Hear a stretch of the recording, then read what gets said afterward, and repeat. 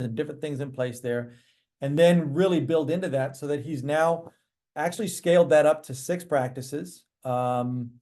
And those are running very well. He's got great managers in place.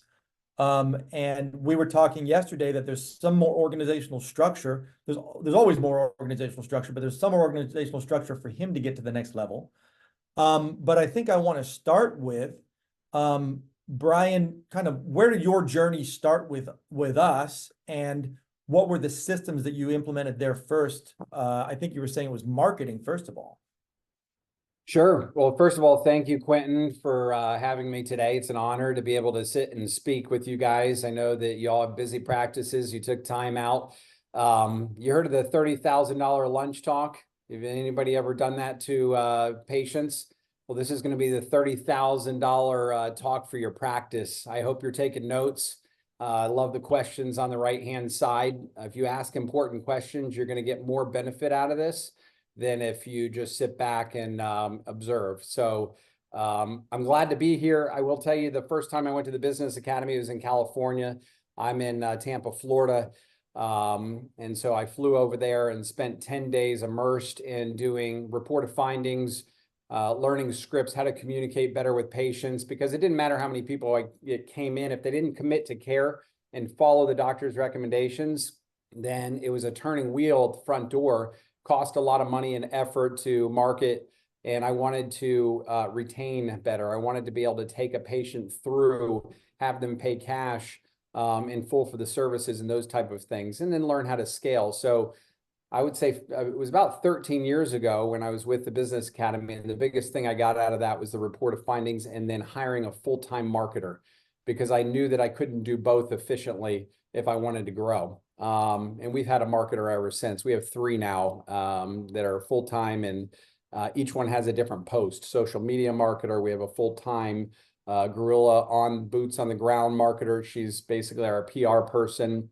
And then we have somebody who handles all our leads coming in, answering the phone for Facebook and others. So that's huge. I mean, having a good funnel, and not only the funnel, but having a competent, trained person close that lead when it's coming into the office and routed properly.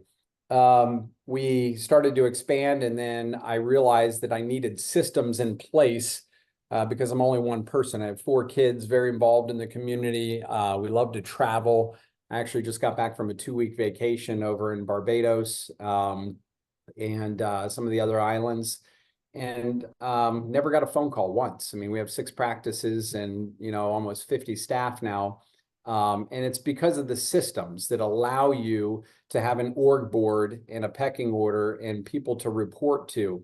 And if you don't have a solid job description and expectation and final valuable product for every person on your team, they're not going to solve problems. They're going to bring you problems. And they're always going to go straight to the top, to the owner, instead of the next person in line that should be able to solve that problem. And that was probably the key thing. The executive fundamentals course that I took with TBA was probably one of the key courses that really had me evaluating the condition of my office through stats and what I needed to focus the most attention on immediately.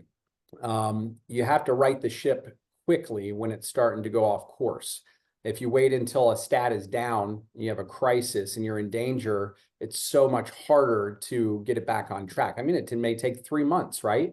You've had a bad time, and then all of a sudden it affects your collections, a few months from now, and then payroll's an issue and you can't expand because you don't have liquidity and enough cash reserves. And so the systems that you put in place help bring you peace of mind, helps your team have peace of mind and less stressed because they walk into an organized corporation that you're creating, something that could run without you. I always say, if I, God forbid, got hit by a car tomorrow, my wife could run the offices. My team could run the offices without me. And I love that, because my job in the 7th division is to make sure that we remain solvent, expanding, and I bring new services and things to the table that I never had time to do.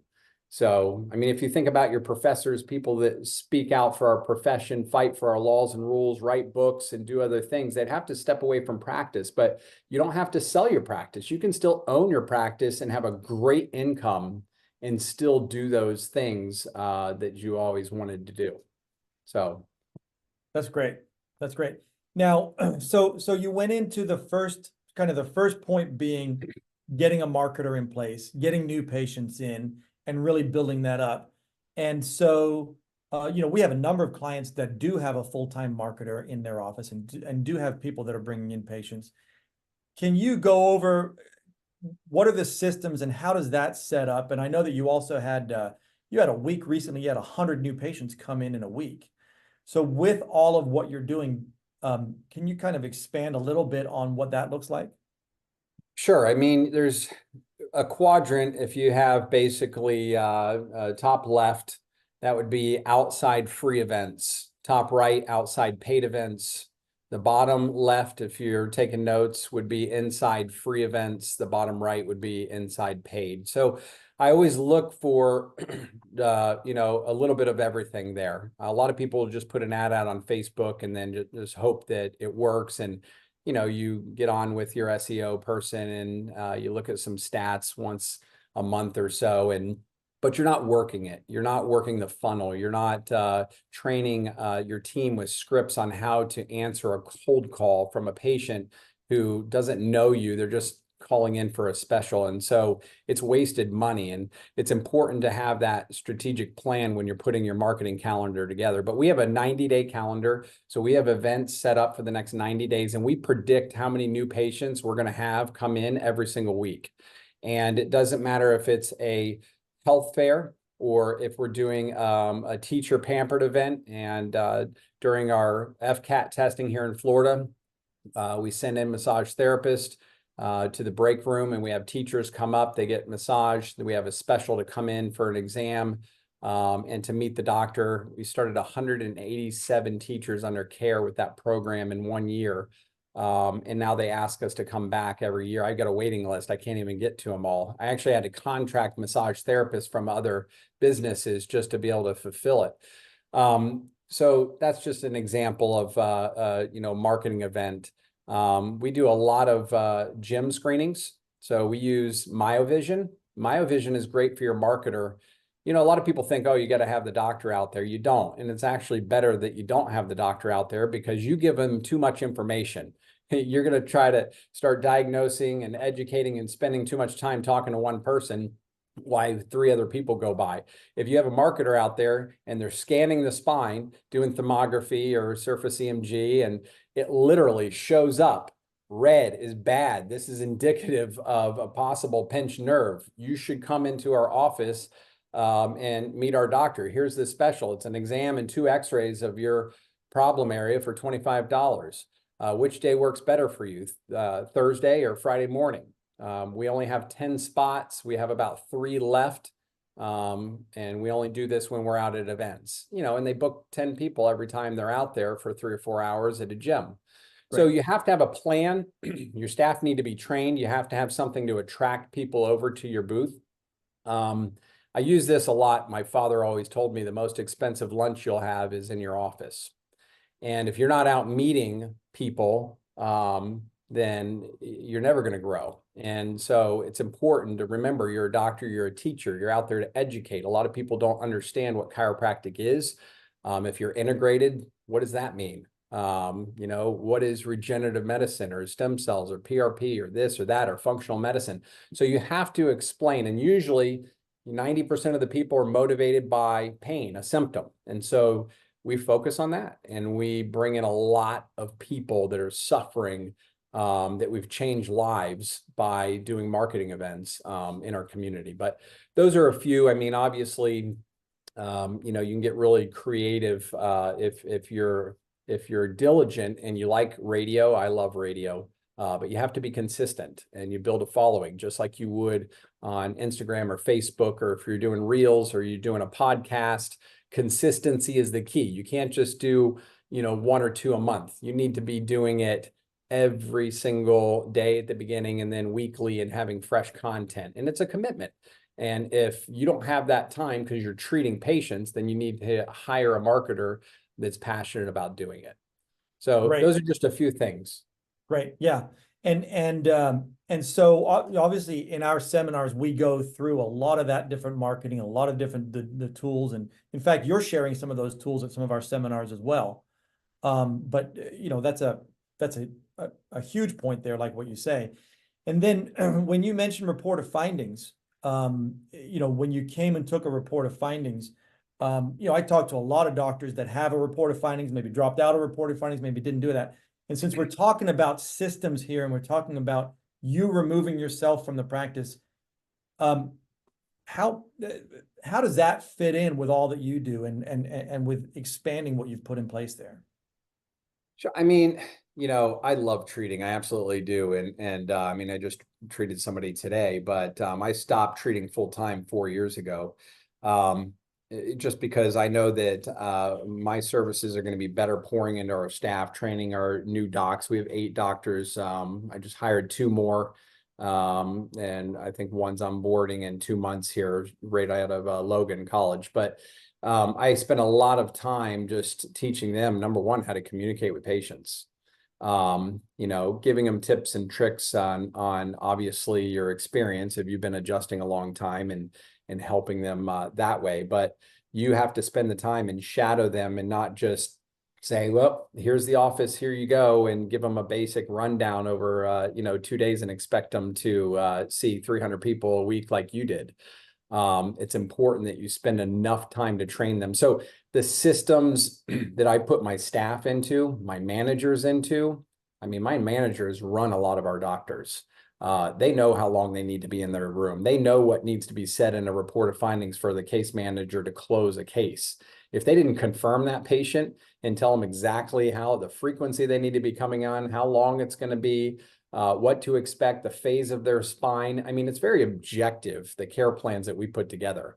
Then the case manager will pull the doctor right back in the room and make sure they hit all those points. So, back to Quentin talking about how important it is to have the training there, not only for you, but for your staff. That's what ultimately gives you the freedom so that you're not going in and bypassing and just doing it yourself. Because if you're the type of person that I just rather do it myself, I can do it better, you're never going to expand and get that freedom. You have to be able to give up some control, trust, and it takes some work. So I would say the biggest thing I got from TBA was the online training that they have available to them on their website. It's very systematic and takes them just through a gradient that they can comprehend. I put them on at lunch. Everybody has scheduled training time. And then when we come in person, we drill and we bring it all together and we actually walk through the process as a team. So that to me was priceless. That's great. That's great. So I was talking with your regional manager recently, and she mentioned when everybody came through communication and closing that your numbers went up by 30%. And that was maybe, I don't know when you went through that, maybe a year, 2 years ago, that the numbers went up by 30% that helped to kind of bring that about. With communication and closing, obviously we had everybody coming in and learning more about that. Can you speak to that a little? Sure. We look at our key people that we know have talent, want to grow, want to make a career out of being in our office, and we reward them with training. We pour into those people because we know that if we train them, they can produce 5, 6, 7, 8 times, what you're paying them and on up. And so you're really missing out if you're not pouring into those key staff, and you need to identify them. And not everybody, I mean, some people go through the basic training, right? But the key people you put through some of those advanced trainings, and then they become trainers themselves. And there's been some of my staff that have gotten up and spoken about how did we handle 400 people this week with one doctor who's there 3.5 days. And efficient and people excited and referring, and we closed 10 out of 10 care plans. And so people want to know how they accomplished that with 3, 4 staff in the office. In a small office, it's completely paid off.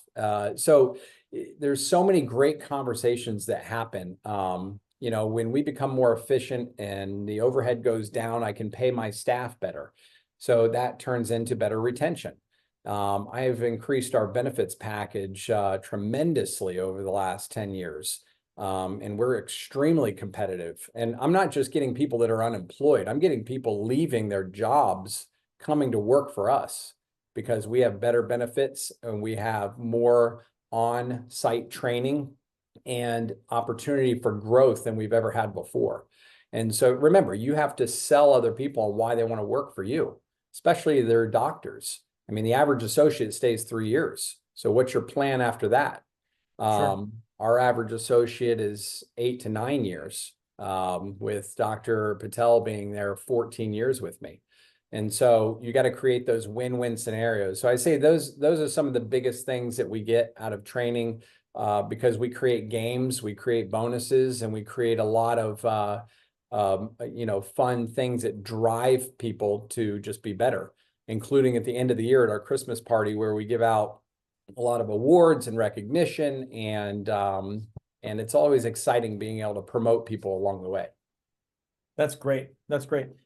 One point that you touched on that's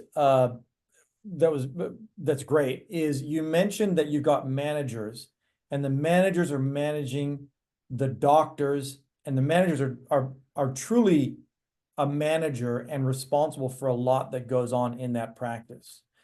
And I talk to doctors sometimes who tell me they have an office manager who's really a front desk person or a billing person or something like that.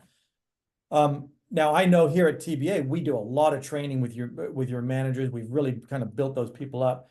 Can you talk a little bit about what really is a manager, and how has that helped to move you up out of the practice? Sure, absolutely. I got to say, you know, Ethan, first of all, good to see you. I have to give him credit. He's been my right-hand man and just helped me in so many different situations with our managers and just bringing them to the next level.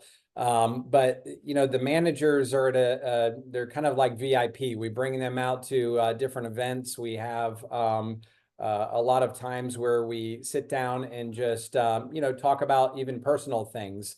We do personal development and read books together and have a book club, just completely outside of the office to pour in and just make them better. And so the key thing is the more you put in, the more you get out. The harder you train, the better outcomes you're going to have. The more problems they'll start to solve. And so that's key, is to be able to make sure that they're knowledgeable enough to where they feel confident enough to solve problems without you there. So that's key. Great, great. And I know you touched on executive fundamentals as far as one of the courses, but we've got about a dozen, actually maybe 15 different executive training modules. And I know that you've gone through a lot of those, your regional manager's gone through a lot of those, some of the other managers have gone through that.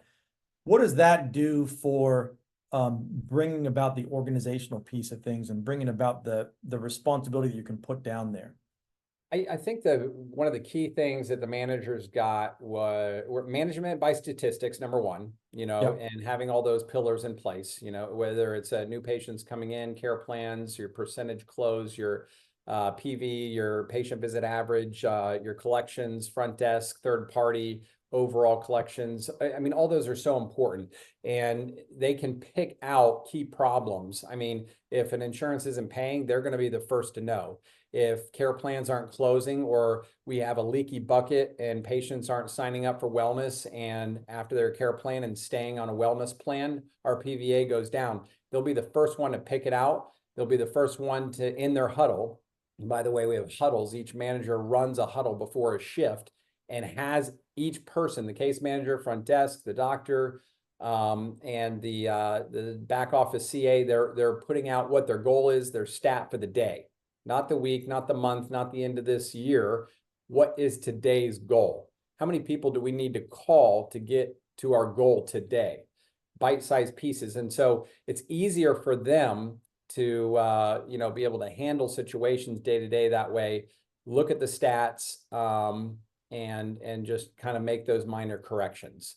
But they're very good at, just handling the day-to-day stuff too, when patients or staff call out sick and you have to get coverage for a doctor who's going on vacation. Or, the electric goes out, the internet's broke, the software is not working. I mean, I used to fix all those things myself. A bench is broke. What do you do? Well, you get in there and you fix it yourself. And if you can't, then you call the maintenance guy that you have as a patient to come and fix it. And then if that doesn't work, then you get the rep. That's the final most expensive way, right?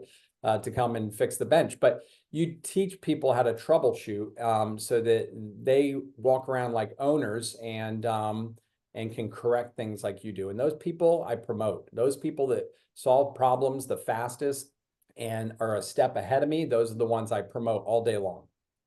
Great. Great. Awesome. Quentin? Yeah, go ahead.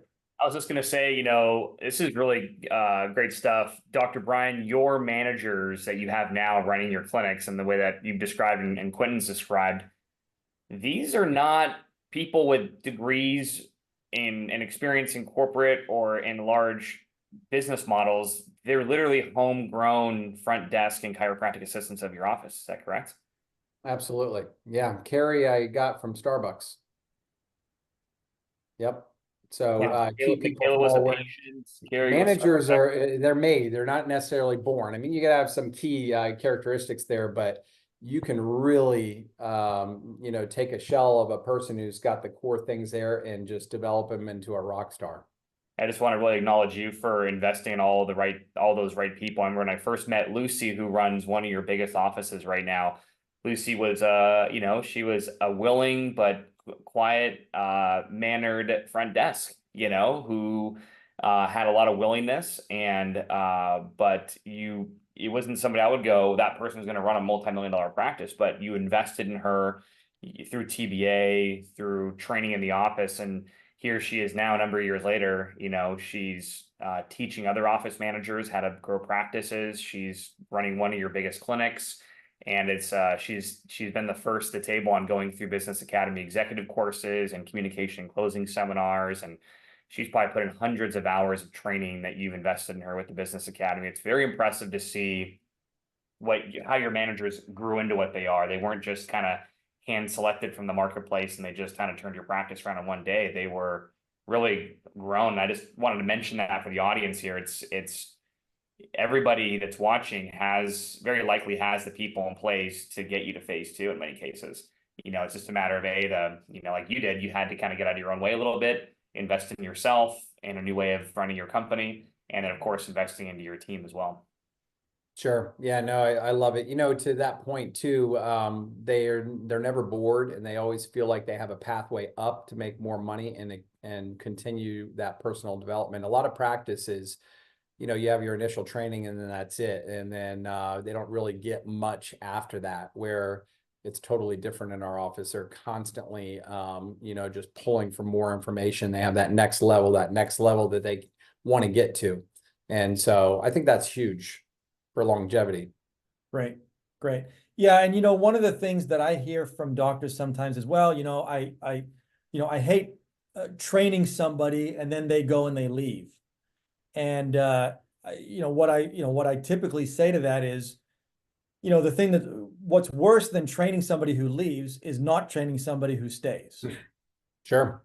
Right. And so, when we speak to managers, your managers that you have in place, have you ever hired somebody on directly to be a manager, or are these all people that started off low, proved themselves, knew the structure, knew the systems, and you made that ordinary person into an extraordinary person through training? Or how does that work with you? Yeah, no, we developed them from the ground up. And some of them had management experience in other, offices, and it may not have even been medical, but they had some kind of leadership and responsibilities elsewhere. But we developed them from the ground up. They went through every position in our office, and then we put them on post so that they can be successful. I think that the key is having a community where they can talk to each other, and we always share best practices, how they solve problems, and you know, get through certain obstacles. And so they have a good network with each other. It's important to have trainings outside of the office, because then they can talk to people like yourself, right? You guys are in all different parts of the country, you're different points in your practice. And I love the masterminding, not just for myself, but for my staff, because they'll go and talk to other practices, they'll solve their problems, makes them feel better about themselves, or vice versa. They find somebody who's running just a huge, you know, integrated practice in the city, and they're just blown away by some of the efficiency and what they've done, and they bring it home and put it into place.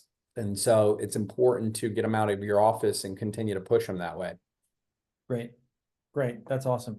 Now, at the beginning, you touched on the org board, and you know, one of the consultations that we're offering when so at the beginning of the webinar, I mentioned that as part of this, we're going to give you 2 free consultations. Teresa will go ahead and put this the scheduling link up there again. And one of those consultations will be to give a basic outline of what our organizing board looks like, and you know, apply that a little bit to your office and one of the systems we put in place, which we'll go through in one of the consultations. But can you, Brian, really kind of expand on the organizing board that, you know, I know you spent a lot of time with Ethan putting into the practice. And when I went into your office, I think you've got it up on the wall in every one of your offices. Every office. But can you expand on what that has done for the practice, and what that system has really put in place to take things off of your plate and to give you a lot more expansion in there? Hands down, it's taken away phone calls when I'm on vacation.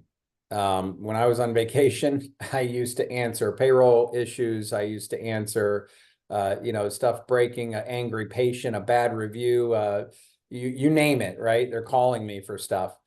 So when we put the org board together, I said, okay, well, here's our treatment division. This is where our doctors go, and this is everything they're responsible for in their final product. This is our communications division, our front desk, and everything that has to do with scheduling, taking money, closing out the end of the day, stat sheets, those type of things. You know, we have our risk management division that, you know, handles any of our liability insurance claims, those type of things, our billing division. So it just really cleaned up people's responsibility. And then on the org board, who answers to who. So if you have a front desk and they're going to, you know, be answering to a lead CA, and the lead CA answers to the office manager. The office manager, you know, answers to the regional manager, and then it would come to me after that if they can't solve it. So the more layers that you can create between you, the better and more freedom you'll have to be able to do the things you need to do. In the 7th division, on the org board is, you know, the one where you get to cast the vision. You get to talk about the purpose and where the company is going.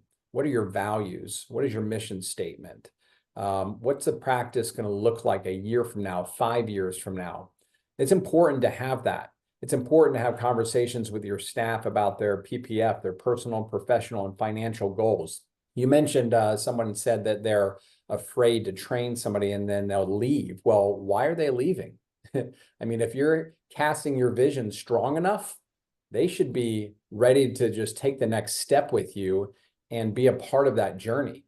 And if they're not, and you're diverging in your goals, then let them go and find the next person who is passionate about going down that journey with you, and make sure that you promote them and, you know, give them the proper training to be successful. And so I think there's a very fine line between taking off too soon when your staff are not trained, and then all your stats dropping down, right? Your collections go down, new patients aren't getting converted, and then it becomes stressful, and you're stepping right back into that role, whether you are selling care plans, or you're training new staff, or you're treating patients yourself. If they're not fully trained, you'll have to end up going back into that seat, and that's the last thing you want to do. So take the time to not only get the systems, but master them and make sure that everybody is constantly doing their drills and you know, and just has a good handle on it. And then you can expand. But if you don't do that first and you expand, you're gonna have a lot of stress. And you may not make a lot more money. Your overhead just goes up. And so those are just key things. And I'm speaking from experience, and I've done things the right way and done things the wrong way, and learned some lessons. So I think if we wrote down our failures, that would give people probably more insight than writing down our successes. Sure, sure, absolutely.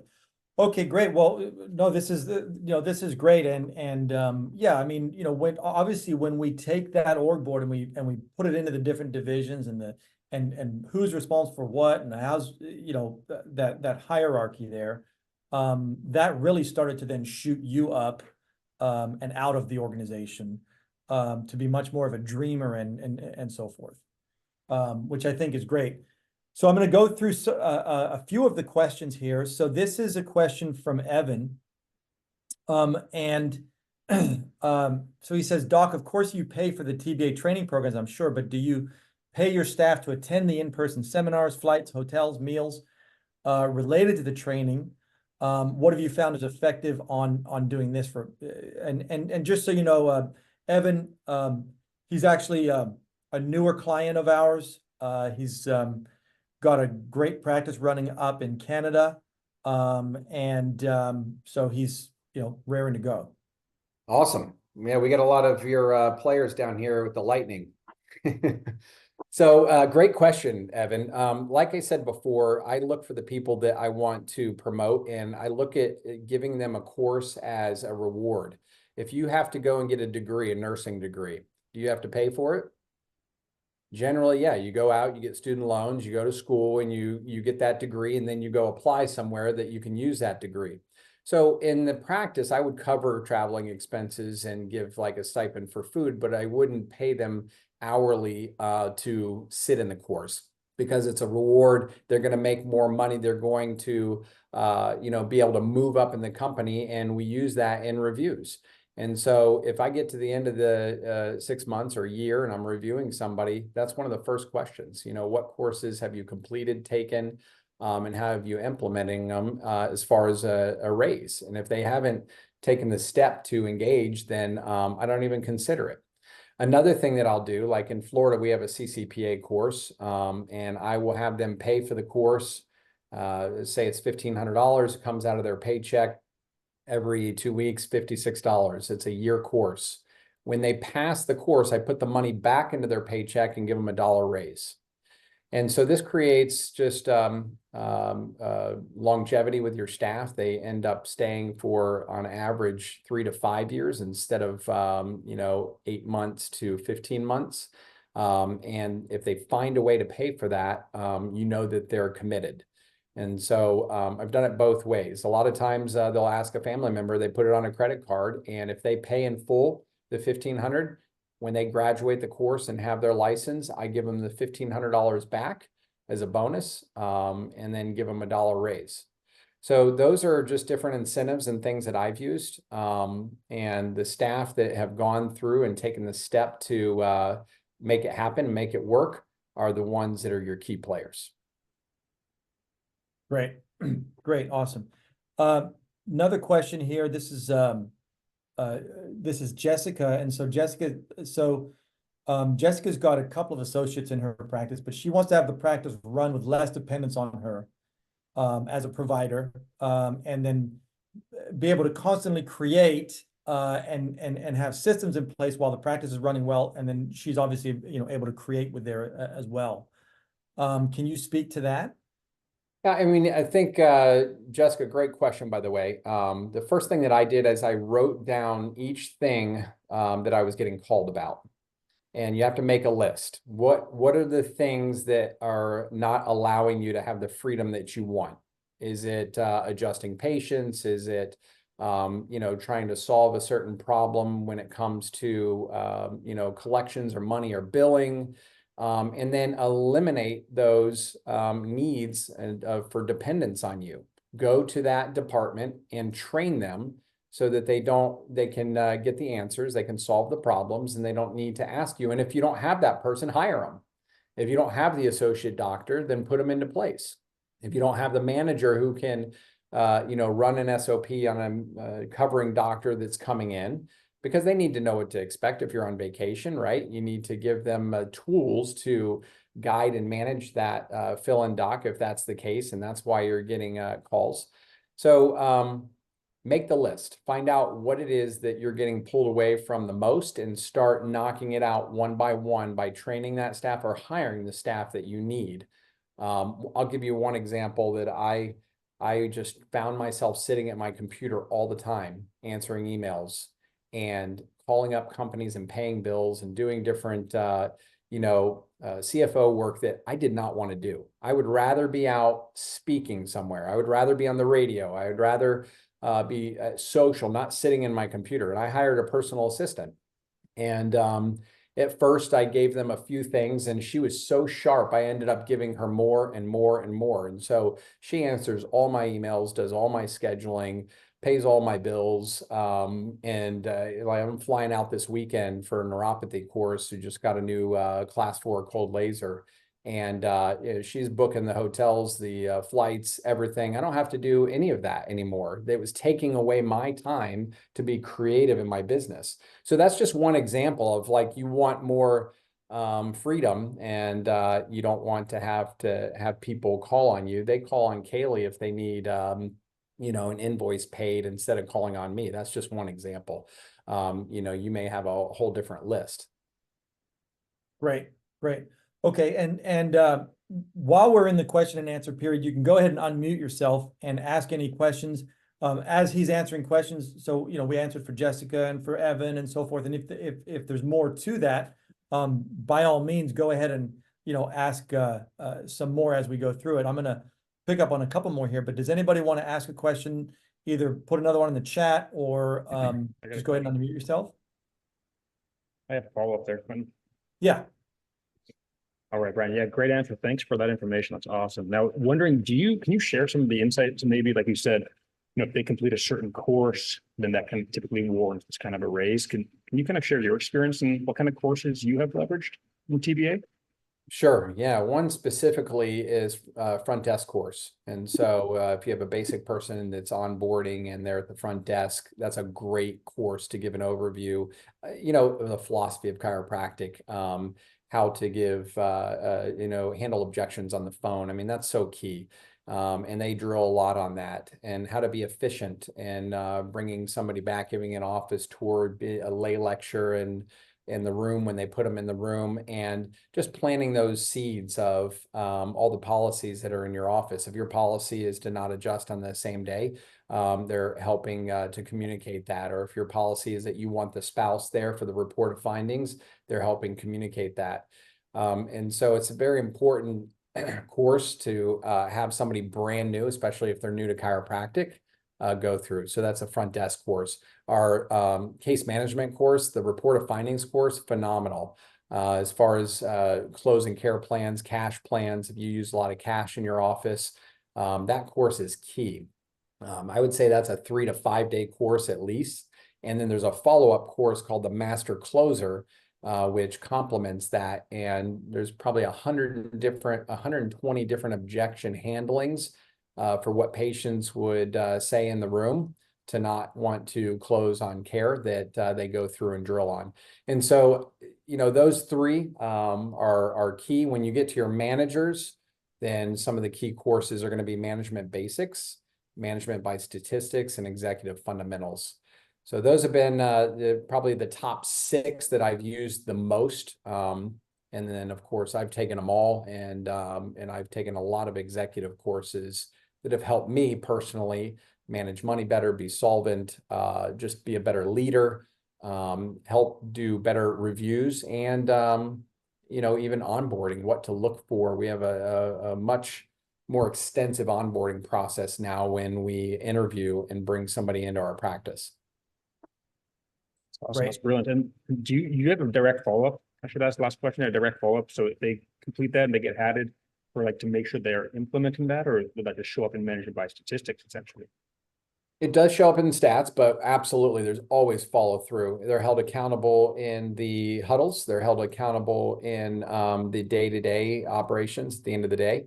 And they also have regular meetings with their manager to look at the implementation and how their stat has improved or gone up, or how they've handled the objections. And you'll see less and less problems in the office because they're just being solved.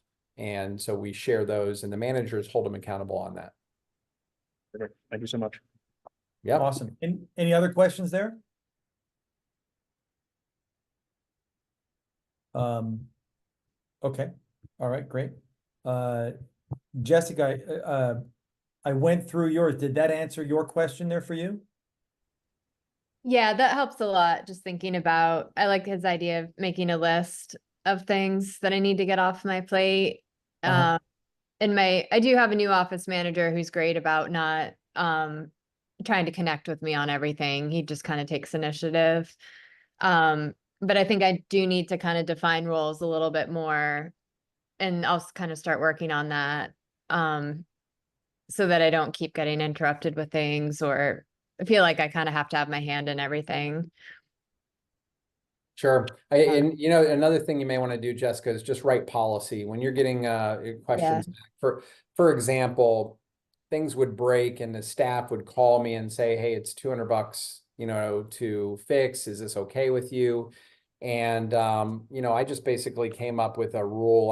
I said, if it has anything to do with patient care or equipment, you know, $500 is my limit. You don't have to call me if it's less than $500. Just get it fixed. And I gave them contacts and then gave them the correct, you know, chain of command to go through to exhaust everything. That's just one example of maybe something simple that they're calling you for. And then if you just give them the parameters and the limits, then they'll take the initiative and not call you. Okay. And do you think you can train front desk staff, for example, to have more autonomy? I know I'm struggling with one front desk person who kind of just constantly comes back to ask me questions. Do you feel like that's a trainable thing, or? Absolutely. Yeah, absolutely. And they should be going to, I'm assuming they've been there longer than the office manager. They're newer than the office manager. He's gotten Okay. promoted up from front desk over the past Yeah. year and a half. So I would first direct them to the office manager, make sure they're asking, first of all, you know, ask them, have you tried everything to solve this problem? And ask them Okay. questions. Like when they bring something to you, they said the printer's not working. Yep. Okay. Did you unplug it and plug it back in? Right. No, I haven't tried that. Did you call the IT person that we have unlimited support for the printer? Yep. No, I didn't do that. Well, do you know where the number is? Don't give it to them. Just make them stumble and find it. And then eventually they solve their own problem by the time you ask the third question. And then they stop bringing you questions. Because if you always solve their problem, they're always going to come back to you. But if you put it back on them and ask them questions and challenge them, and they like to be challenged, then they'll start solving it because they know, oh, I'm not going to go to Jessica because she's just going to ask me, you know, if I research this, and I know I haven't done enough work or brought her enough information to warrant interrupting her. Right. Okay. Yeah. And then we train on something on a subject. We call it completed staff work, which you know, Brian, I think you came in and trained your entire staff. You know, and what that means is that if somebody has a proposal, somebody has something that they want, somebody, whatever, we make them come up with the situation, the data, the solution, and then the person on the job needs to come up with, instead of saying, well, is this okay with you? Instead, they're saying, this is okay. Okay. And they're proposing a solution and coming to you for an approval or a disapproval, so that you're not the one making the mistake for every single one of your people underneath you. Realize every time they're not doing that, there's a lack of responsibility on that job from that person. They're not taking responsibility for their job, and they're making you responsible to make every decision in the practice. And you'll never expand if you're making every decision in the practice. Yep. That's true. So yeah, so the more decisions that can go down there, the more freedom that you have, and you don't have to be caught up in all those little things that are kind of go along with that. Right. Great. So now we have another question. This was from Docs, and that's so it says looking to expand existing practice, downturn, been in the same location for 40 years. Thank you for helping so many patients in those 40 years, Doc. Don't take much insurance. Great. New patient marketing, neuropathy didn't work. Looking to see what actually works. We have a lot of docs that have gone into different pieces of equipment, different services, different things like that, which is why we really look at the organizational structure, a lot that goes along with that. So, Brian, do you want to talk to that point there of what he's looking for that question?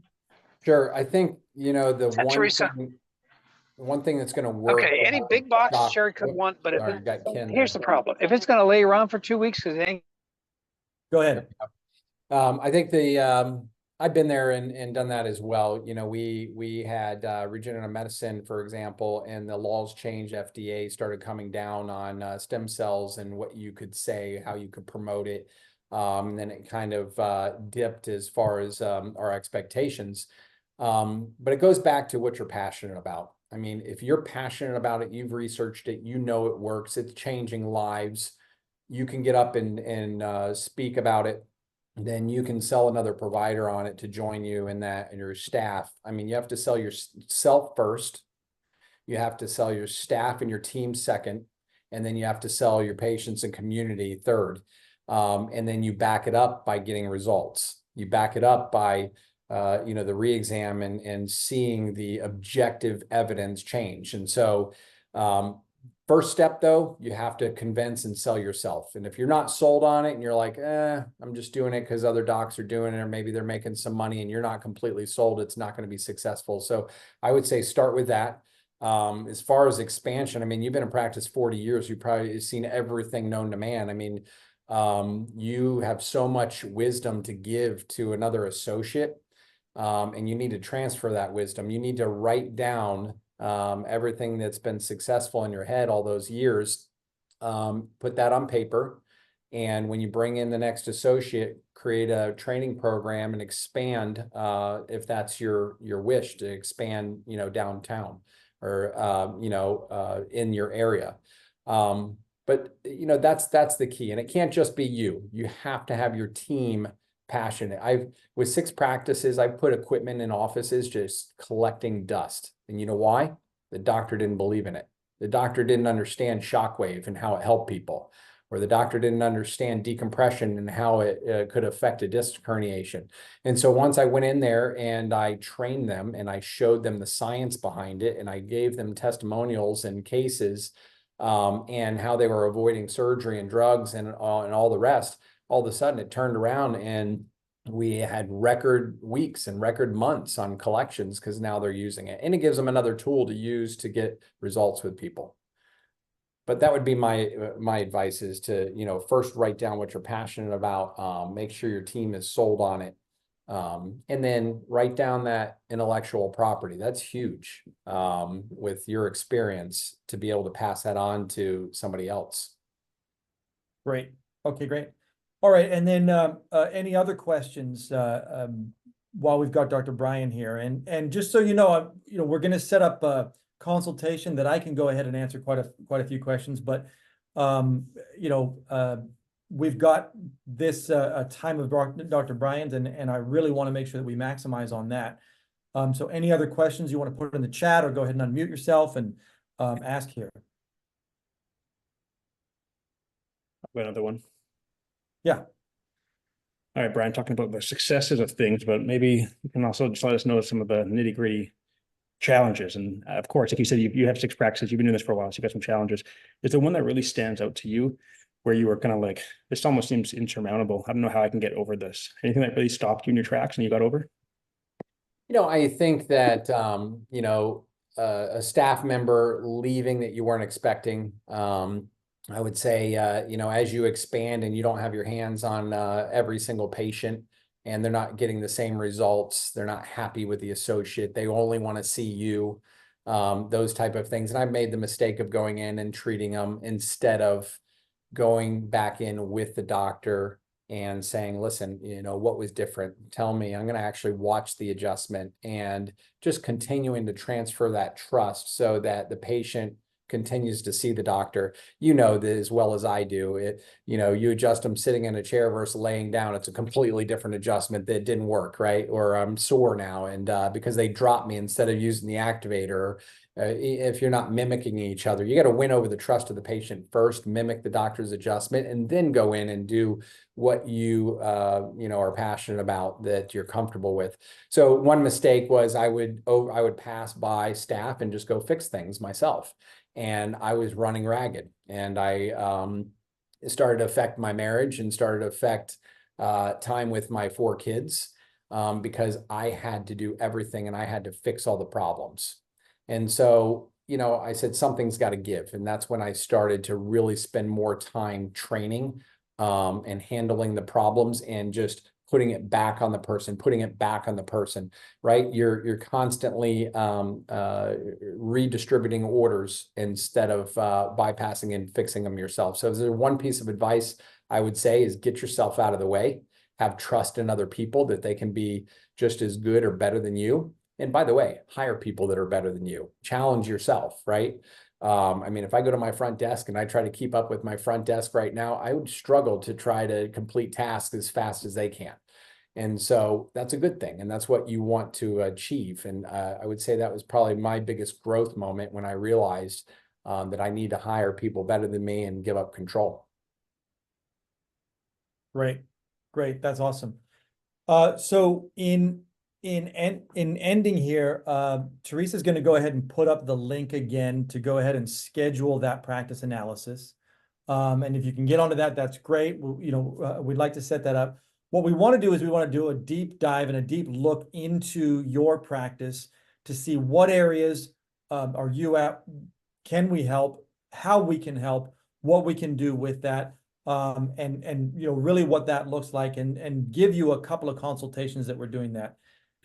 Now for everybody that goes ahead and gets on that, we're also going to be what we'll be doing is we've got an online training portal that goes through marketing, front desk.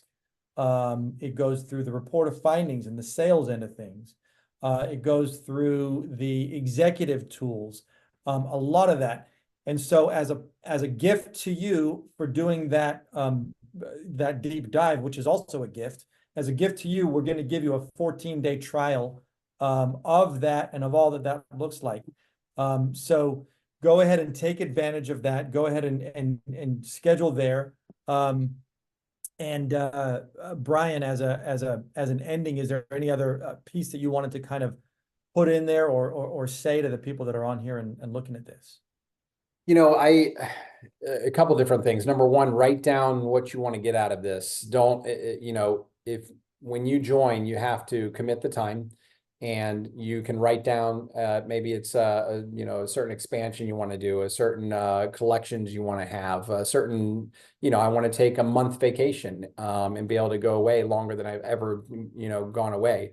Mine was, I wanted to take the whole family to Hawaii and pay cash for the trip. And I told them I'm going to work really hard this year, and we're going to grow, and this is going to be the reward. And at the end of it, I took them all over to Hawaii, to the new Disney Aulani Resort. We had an incredible time for 10 days. And so, reward yourself, come up with a strategic plan of what you want to get out of it. That will help your support team, if you have family behind you, and your staff and everything else, get excited about it. But that'd be my one advice. The other thing is masterminding. When you join a group like this, yes, you're going through the courses and you're helping your staff, but when we get together and we do some of the in-person seminars and the breaks that we have, I've gained so much value in just talking to other docs, not having to compete with them, and finding out best practices in marketing and different contracts that they've put together for an associate doctor or a key staff member, how their bonus system works, those kind of things. And so you get a lot of value out of that as well. Awesome, awesome. Okay, great. All right, we'll go ahead and schedule that appointment here now. And then Teresa, I would like to talk with Jessica, if we could talk real briefly, and if you could go ahead and put us in a breakout room while everybody's going ahead and doing that. Brian, thank you very much for your time. If any of these docs would like to ask you more questions or things like that, can we go ahead and can I go ahead and give them your number and we can go from there? Sure. Yeah. Just, I'll probably, shoot me a text and then I'll put you over to my assistant and she'll schedule like a 15-minute call and, we can do something like that for sure. Perfect. Okay, perfect. And then, okay, great. So then, Teresa, if you go ahead and put me in a breakout room with Jessica, that'd be great. And then go ahead and put Brenna in a breakout room with Wendy. And we'll go from there. Thank you, Brian. Awesome. Yeah. You guys have a great day.